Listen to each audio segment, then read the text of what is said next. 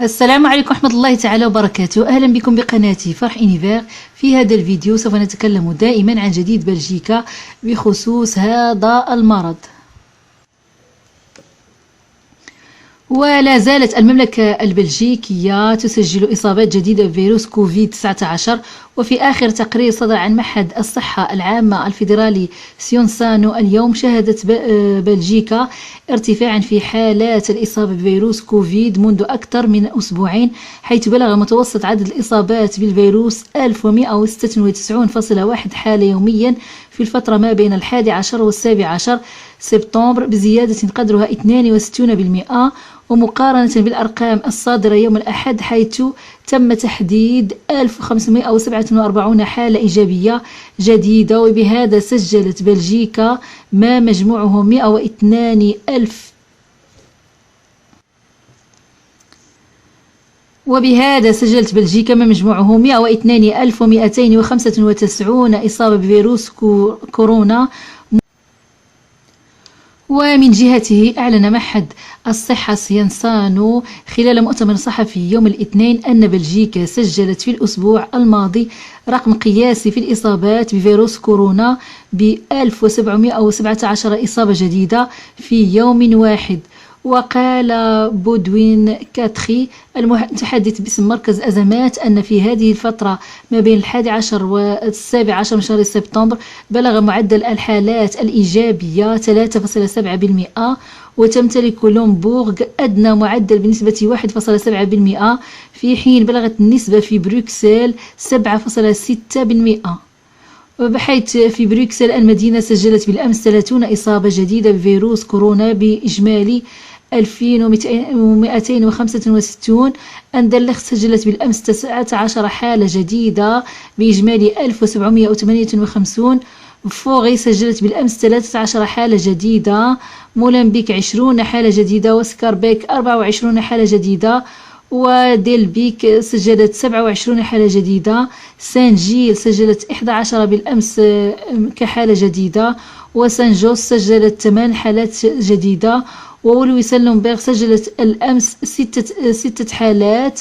وإيكل سجلت 10 حالات. وإكسل سجلت 18 حالة جديدة. Le premier élément qui nous est donné aujourd'hui est très symbolique. En Belgique, nous avons dépassé les 100 000 cas d'infection depuis le début de la crise. Aujourd'hui, à peu près 1200 cas sont détectés chaque jour. C'est une augmentation de 62% par rapport à il y a 2 semaines. Mais encore faut-il lire ces chiffres au regard du nombre de tests effectués. Et là encore, on note un taux de cas positifs en augmentation.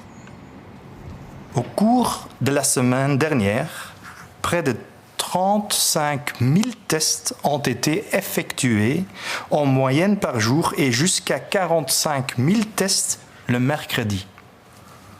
Le taux de positivité nationale a encore augmenté pour atteindre une valeur de 3,7% et il varie de 1,7 au Limbourg et à 7,6 à Bruxelles. Et l'augmentation est présente également si l'on regarde les admissions à l'hôpital. Actuellement, on note en moyenne 45 admissions par jour. C'est une augmentation de 48% sur la semaine dernière. Nous sommes encore très loin des chiffres atteints fin mars, avec plus de 600 hospitalisations par jour, mais il y a à nouveau une inquiétude concernant les personnes âgées. Le groupe des 60+ connaît également une augmentation plus importante du nombre d'infections. Nous devons donc nous attendre à des cas plus graves de la maladie. Cienzano livre également le nombre de décès journaliers liés au coronavirus. La moyenne actuelle reste basse et stable avec 2,4 décès par jour pour un total de 9 948 décès depuis le début de la crise. Au vu de l'ensemble de ces chiffres, les experts se disent confiants à condition de poursuivre les efforts, de respecter les gestes barrières. وبعد أن أعلن سابقا بأن الحكومة الفيدرالية المرتقبة تكون على أقدر تقدير في فاتح أكتوبر، إلا أنه بعد المفاوضات التي كانت البارحة بين الأحزاب السبعة التي من المفترض تكوين هذه الحكومة الجديدة، إلا أنه ظهرت خلافات كبيرة بين الحزب لميغ الليبرالي الفرنكوفوني وكذلك حزب الإس بي آ الحزب الاشتراكي الفلاماني. وعلى إثره وعلى إثره صرح رئيس الSPA يعني الحزب الاشتراكي الفلاماني أنه لا يريد بوجود حزب الإمير في الحكومة المرتقبة.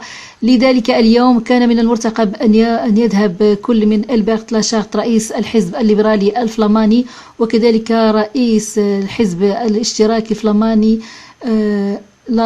كونر روسو الذي كان قد عينهما الملك مفاوضين ملكيين لتكوين الحكومة الجديدة ولكن ذهب. J'espère que vous avez passé un bon week-end. Un nouveau coup d'arrêt donc dans les négociations politiques. On les a annoncées au finish, mais les discussions ont été interrompues hier soir et un homme est pointé du doigt.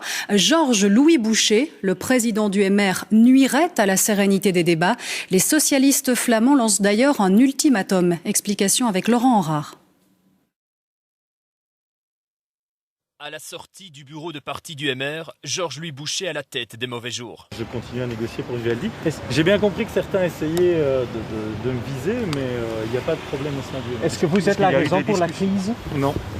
Le président des libéraux francophones critiqué pour son comportement lors des négociations. Peu constructif, pas à l'écoute. Hier soir, les négociateurs ont même appelé la première ministre Sophie Wilmès à la rescousse. Les témoins sur place nous parlent d'éclats de voix et d'une soirée très tendue avant que tout le monde se quitte. Ce matin, à leur arrivée, les autres présidents de parti ne cachent pas leur déception. C'est vraiment extrêmement dommage, évidemment. Il nous reste 8 jours pour essayer de trouver une solution et éviter que le 1er octobre au Parlement, on ait une nouvelle crise et qu'on aille vers les élections. Donc je pense que tout le monde doit essayer de faire des efforts. Il y a un problème autour de Georges-Louis Boucher. Il y a plusieurs problèmes. Mais il y a un problème personnel. Écoutez, ça n'est pas simple, effectivement, quand on a des présidents de parti qui font des grandes déclarations alors que chacun s'engage à garder la discrétion, ça ne facilite pas les choses. Nous n'allons pas faire de commentaires. Est-ce que les maires doivent quitter la table ? La situation est suffisamment compliquée, nous n'allons pas faire de commentaires. De son côté, le SPA demande que le MR quitte la table des négociations, sauf s'il accepte ce qui a été négocié. Nous devons trouver une solution et nous irons chez le roi cet après-midi. Signe de la tension extrême, Sophie Wilmès est de nouveau là ce matin pour négocier aux côtés du président du parti Georges-Louis Boucher. Les autres membres du MR se veulent confiants. C'est une situation extrêmement complexe et difficile et on a besoin de toutes les bonnes volontés pour donner à ce pays un gouvernement de modernité. Les négociateurs ne font pas de mystère. Si Georges-Louis Boucher ne change pas d'attitude, ce sera très compliqué de continuer avec son parti. Et les deux préformateurs doivent en principe rendre un rapport final au roi vers 15h. Il leur reste un peu de temps encore. Alors Tidiem Mkwash, les négociations ont repris au Palais d'Egmont. Les préformateurs seront-ils prêts cet après-midi ? Eh bien Ophélie, les 2 prochaines heures risquent d'être très compliquées, très tendues autour de la table des négociations fédérales. Hier soir, vous l'avez entendu, les discussions ont été houleuses. L'attitude et le comportement de Georges-Louis Boucher excèdent plusieurs partenaires. Mais est-ce que ces quelques heures qui restent avant le rendez-vous avec le roi suffiront à apaiser les tensions ? Pour l'instant, c'est loin d'être fait. Par contre, ce qui est certain, c'est que le duo de préformateurs, Egbert Lacarte et Conner Rousseau, se rendront cet après-midi au roi. Ils doivent normalement rendre leur rapport final. Mais vu la situation, on imagine mal comment ils pourraient y arriver. Difficile aussi de voir dans ce contexte comment on pourrait passer à l'étape supérieure, à l'étape d'après, en nommant un formateur ou une formatrice pour la dernière ligne droite des négociations fédérales. Si beaucoup pensaient que la coalition Vivaldi s'était mise en vitesse de croisière, attention aux turbulences et à un atterrissage d'urgence imprévisible. Merci Tidiem Mkwash pour فقد ذهب اليوم بتقرير وأراد تقديم استقالتهما بعد أن كانت هناك اختلافات كبيرة البارحة بين حزب الإمير وحزب الSPA ولكن الملك رفض استقالتهما وأعطى لهما مهلة إلى غاية 23 من شهر سبتمبر لإيجاد حل وفي انتظار ذلك نرى كل هذا بالتفصيل بهذا الفيديو. Ces explications en direct. Et Thomas Gadisseux, notre responsable éditorial, nous a rejoint. Bonjour Thomas. Alors, si le MR part. Est-ce que la coalition Vivaldi tient encore la route ? Il y a encore une possibilité sans les libéraux francophones si le CDH revient dans la danse. On sait que le Parti des chrétiens démocrates humanistes a failli faire partie de cette coalition Vivaldi. Pour finir, il n'a pas participé aux négociations, tout simplement parce qu'il n'était pas indispensable. Il se peut qu'il le redevienne. Le MR, ça fait 14 sièges en moins. Avec les 5 sièges du CDH, on obtiendrait une autre version de cette Vivaldi. On l'appellera sûrement autrement, mais c'est vraiment le scénario d'urgence. Alors on a posé la question ce matin au président du CDH, Maxime Prévost, pour savoir s'il était à nouveau prêt à participer, à être constructif. On va écouter ensemble sa réponse. De toute manière, le CDH sera toujours un acteur qui facilitera les écoutes. Donc c'est oui. Et donc, écoutez, soyons clairs, moi je ne suis demandeur de rien. La seule chose dont je suis demandeur, c'est qu'il y ait un gouvernement rapidement.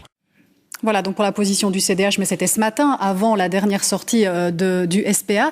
Ce qu'on assiste aujourd'hui, Thomas, au bout du compte, est-ce que c'est juste de la musculation politique ou c'est plus profond que ça, le malaise ? En tout cas, c'est une musculation inédite, parce qu'on rappellera qu'après 16 mois après les élections, et encore plus de mois en affaires courantes, dans une crise sanitaire, là, elle aussi inédite, ce à quoi on assiste, c'est quand même un peu du jamais vu, surtout à ce niveau-là de négociation.